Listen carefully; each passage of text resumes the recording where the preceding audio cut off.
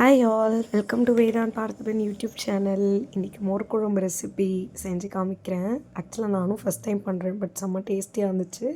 நீங்களும் கண்டிப்பாக ட்ரை பண்ணி பாருங்கள். நான் வெண்டைக்காய் வச்சு மோர் குழம்பு வைக்கிறேன். அதுக்காக வெண்டைக்காவை இந்த சைஸில் கட் பண்ணி வச்சுருக்கேன். ஃபஸ்ட்டே நான் துவரம்பருப்பும் அரிசியும் காமிச்சலையா, ரெண்டும் ஒரு ஸ்பூன் எடுத்து ஊற வச்சிடணும் ஒரு 1 hour. அதுக்கப்புறம் ஒரு கடாயில் கொஞ்சமாக எண்ணெய் ஊற்றி, அதுக்கப்புறம் நம்ம கட் பண்ணி வச்சுருந்தோம் இல்லையா, கொஞ்சம் நீளமாக அந்த வெண்டைக்காயை எடுத்து நல்லா வதக்கணும். நான் ஒரு 10 வெண்டைக்காய் தான் எடுத்தேன். இப்போது நான் செய்கிற அளவு பார்த்திங்கன்னா ஒரு 3 பேருக்கு தாராளமாக போதும். நல்லா சாப்பிடலாம். செம்ம டேஸ்ட்டாக இருந்துச்சு. கண்டிப்பாக ட்ரை பண்ணி பாருங்கள். நல்லா எண்ணெயில் அந்த கொஞ்சம் எண்ணெய் போட்டிருந்தோம் இல்லையா, அதில் நல்லா வதக்கி எடுத்துக்கிட்டோம்.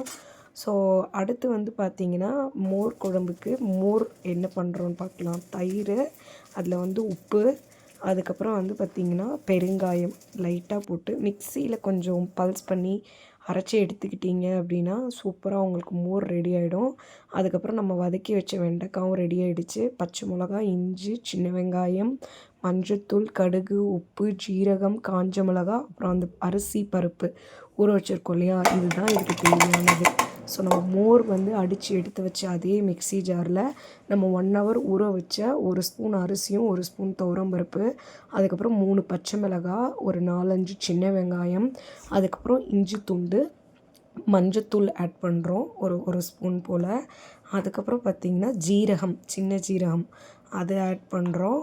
அதுக்கப்புறம் இந்த ஆட் பண்ண மிக்சரோட கொஞ்சமாக பெருங்காயம், ஏன்னா ஆல்ரெடி நம்ம மோர்லேயும் ஆட் பண்ணியிருக்கோம். இதோட கொஞ்சம் உப்பு சேர்த்து இதை நல்லா கிரைண்ட் பண்ணி எடுத்துக்குவோம் இந்த பதத்தில். இதை விட கொஞ்சம் லூஸாக இருந்தாலும் ஒன்றும் ப்ராப்ளம் இல்லை, நம்ம இறுக வச்சுக்கலாம்.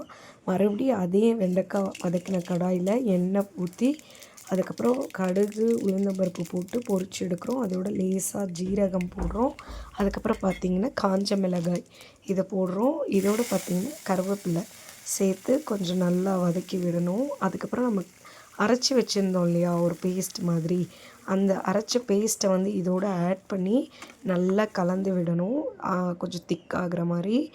அதுக்கப்புறம் பார்த்திங்கன்னா நம்ம வெண்டைக்காயை இதோட ஆட் பண்ணுறோம். ஆல்ரெடி நம்ம வெண்டைக்காயை வதங்க வச்சிட்டோம். ஸோ அது திக்காகிற வரைக்கும் வதக்கிட்டு அது மேலே நம்ம மோரை ஊற்றுறோம்.